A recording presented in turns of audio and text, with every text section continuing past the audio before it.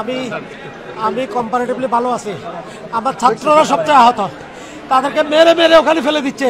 আমরা এখনো পর্যন্ত আর্মি বিজিবি কিছু পাচ্ছি না।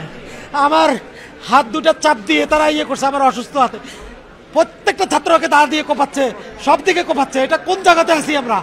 আমরা আমাদের ছাত্রদেরকে উদ্ধার করার জন্য বলেন, আপনারা সব জায়গায় বলেন আমরা ওদের তুলনায় অনেক ভালো আছি। আমাদের ভক্তরা আহত, আবার প্রভিসি একাডেমিক আহত, আমাদের সকল শিক্ষককে মারছে, আমার সকল ছাত্রদেরকে মারছে, কন্টিনিউ মারতেছে, এখনো মারতেছে।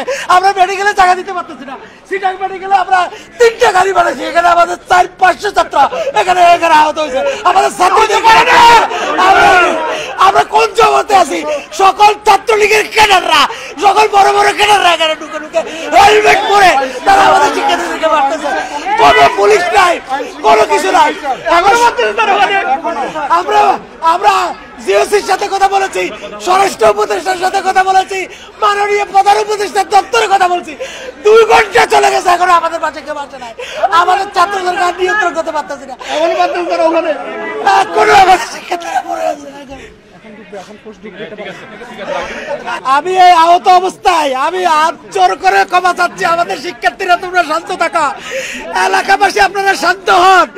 আমরা এখন আর্মি বিজিবি আসতেছে, আমরা এই বিশ্ববিদ্যালয়ে আজকে এত বছর ধরে আছি।